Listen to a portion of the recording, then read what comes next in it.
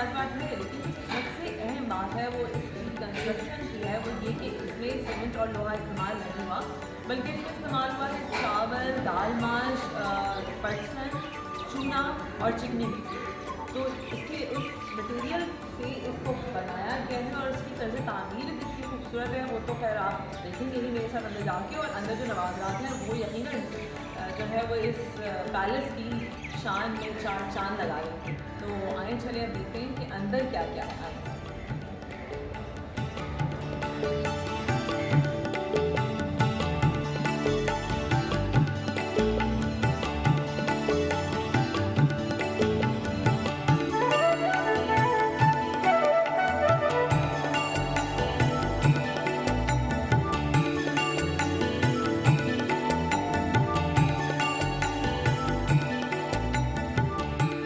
नूर महल में दाखिल हो तो आपको लगेगा जैसे आप नवाबों के ज़माने में दोबारा से आ गए हैं।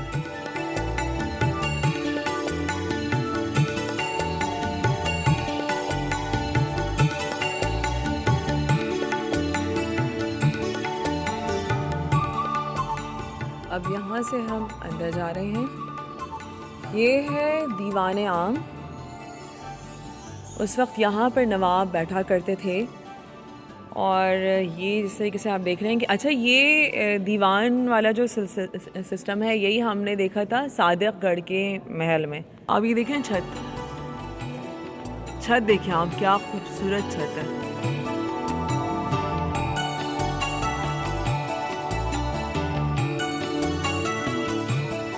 यहाँ पे उस वक्त के नवाब जो हैं वो बैठा करते होंगे।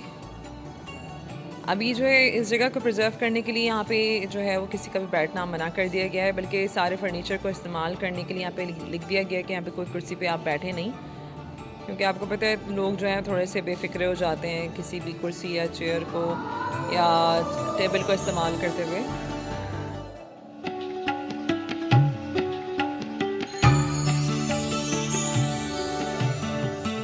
यहाँ से आप एंटर हों तो इसी जो दीवान था उसके साथ ही एक बहुत ही ज़बरदस्त किस्म की पेंटिंग गैलरी है।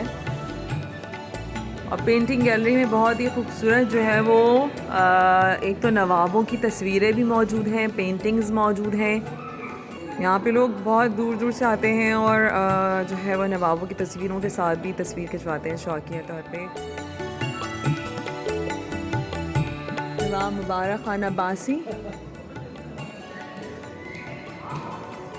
नवाब मुबारक खान अब्बासी जो है वो 1749 से 1772 तक रहे अपने जगह पर, फिर उड़ गए वहाँ से।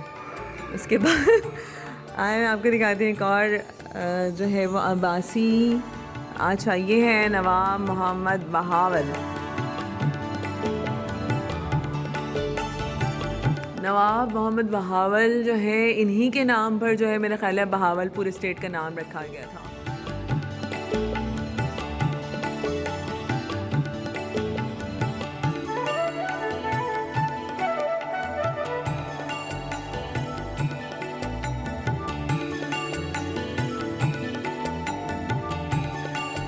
नवाबों की तस्वीरों वाली गैलरी के अख्ताम पर एक छोटा सा म्यूज़ियम है।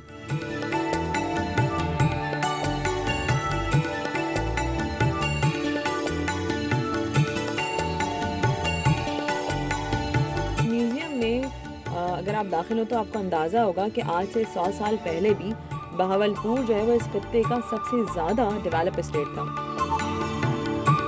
उनका अपना एक मजबूत माशी और दिफाई निज़ाम था। इस शहर में तालीम और सेहत पर ख़ास तवज्जो भी दी जाती थी।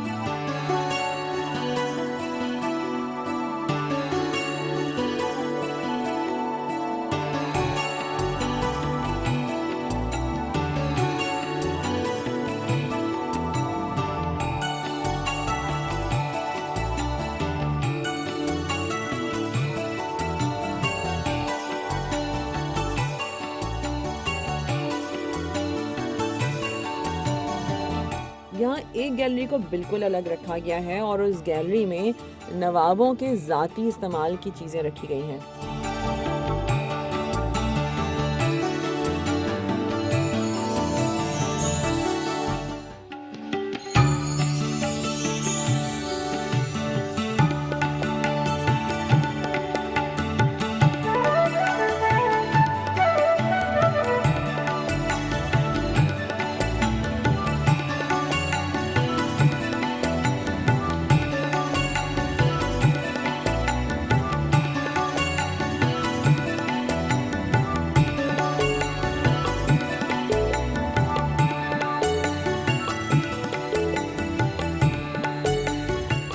कमरे में नवाब साहब के ज़ेर इस्तेमाल उनका ज़ाती फ़र्नीचर भी मौजूद है, जो उनके ज़ौक़ का जो है ना सही से बता सकता है कि कितना खूबसूरत और कितना आला ज़ौक़ था उनका।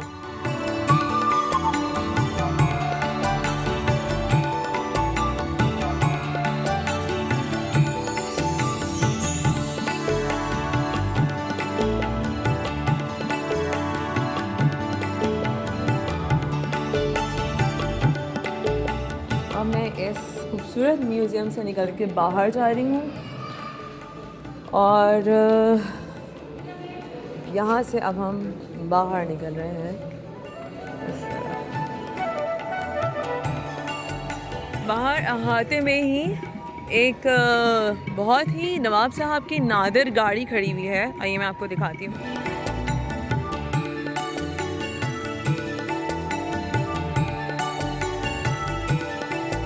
यह हज वैन थी नवाब साहब की, जिसमें वो 1935 में जो बनी थी और इसमें जो है वो हज के लिए जाया करते थे और ड्यूरिंग हज वैसे इस्तेमाल करते थे।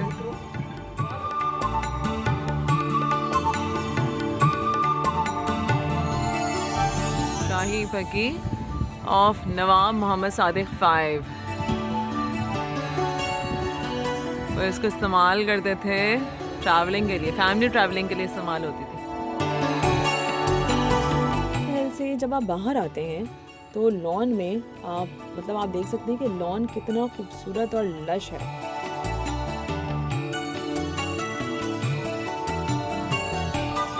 नूर महल मैंने आपको दिखाया और नूर महल के अंदर की तमाम मैंने आपको फुटेजेस दिखाई, अंदर से तमाम चीज़ें दिखाई।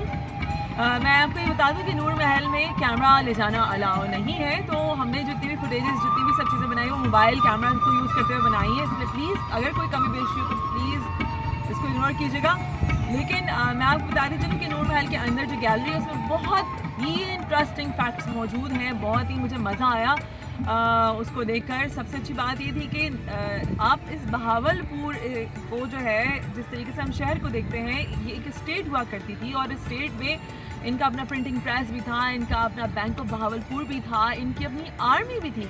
तो उस टाइम पे ये एक बहुत वेल डेवलप्ड जो है एक स्टेट हुआ करती थी और पाकिस्तान बनने के बाद इन्होंने जो है मोहसिन पाकिस्तान का किरदार अदा किया, पाकिस्तान को चलाने के लिए इकॉनमी में हिस्सा डाला इन्होंने बहुत बड़ा, और पाकिस्तान में जो है वो सरकारी अफसरान और पूरी मशीनरी को चलाने के लिए इन्होंने बहुत बड़ी इकॉनमी में इनका हिस्सा मौजूद है।